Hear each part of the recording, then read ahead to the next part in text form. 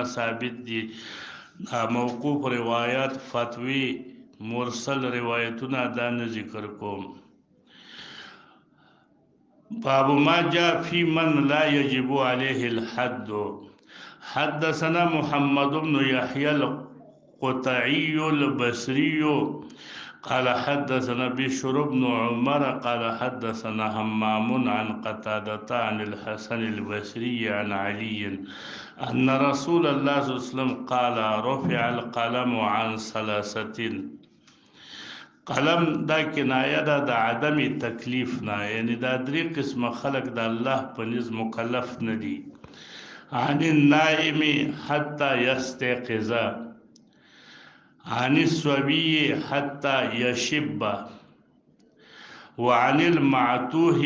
حتى يعقل يعقل معنی يفيق معتوه مجنون تر دې پورې چې را بیدار شي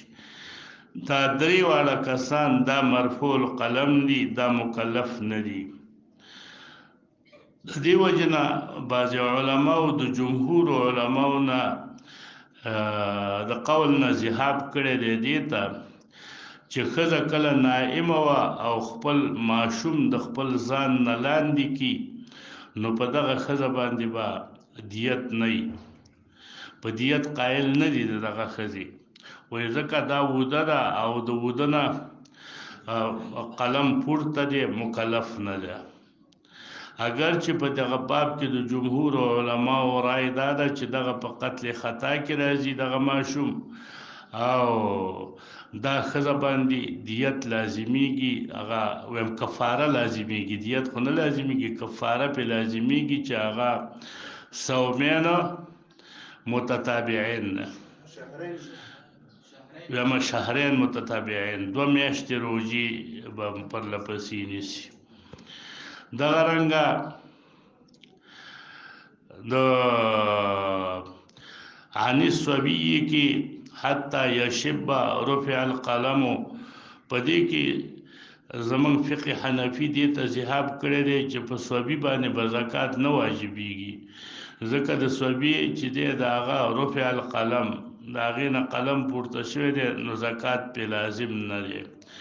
اگر چې د جمهور علماو رای دا ده چې صبي باندې زکات واجب دی ځکه زکات چې دی د دې تعلق د هغه مال سره دی نه د دې سره چې دا صبي دی غیر صبي دی مال چې دی مال سبب دی نو چې مال موجود دی زکات پې لازم دی دغه رنګه موږ او تاسې اختلاف په هغه صورتونو کې ویلو چې هغه معتوه یو لیونی دی حقیقتا هغه مکلف نه دی او د لیونی په مال کې زکات شته دی ځکه دا خو مسله د زکات ده دا خو د دغه سړي د عقل پورې نه ده د هغه مال چې څوک سنبالوي هغه به زکات دی ورکوي دغه رنګه دغه معتوه موږ ویلو چې معتوه یو هغه دی چې هغه ځان په زوره یعنی هغه په حالت د نشي کې مسکری د مسکر سړی په باره کې موږ اختلاف را نقل کړی او چې بعضې علما وایي چې مسکر چې حد جنون ته ورسیږي یعنی عقل مغلوب شي په عقل کمزور غشي مغلوب یعنی مغلوب العقلی د احکام نافذ دي کنه دي لکه طلاق ملاق نو دا مسله مخکې موږ بیان کړه چې د فقهاو په منځ کې لږ اختلافي وه قال ابو عيسى حديث علي حديث حسن غريب من هذا الوجه وقد روي من غير وجه عن علي عن النبي صلى الله عليه وسلم وذكر بعضهم عن الغلام حتى يحتلم بعض داسې ویلي دي چې ماشوم مرفوع القلم دی تر دې پورې چې احتلام وشي یعنی بالغ شي لکه دلته مخکې روایت کې حتى يشب دی نو دی کې حتى يحتلم ولا نعرف للحسن سماعا من علي بن ابي طالب واذا حسن بصري سمع علي ابن ابي طالب نه ثابته نو په دې حدیث کې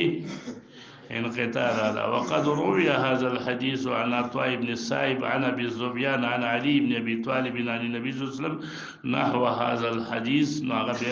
متصل. ورواه الاعمش عن ابي الزبيان عن ابن عباس عن علي موقوفا ولم يرفعه ولا عمل على هذا الحديث عند اهل العلم. قال أبو عيسى قد كان الحسن في زمان علي وقد أدركه ولكن لا نعرف له سماع. عند حديث صحيح على شرط مسلم، اگر على شرط البخاري صحيح نري. باب ما جاء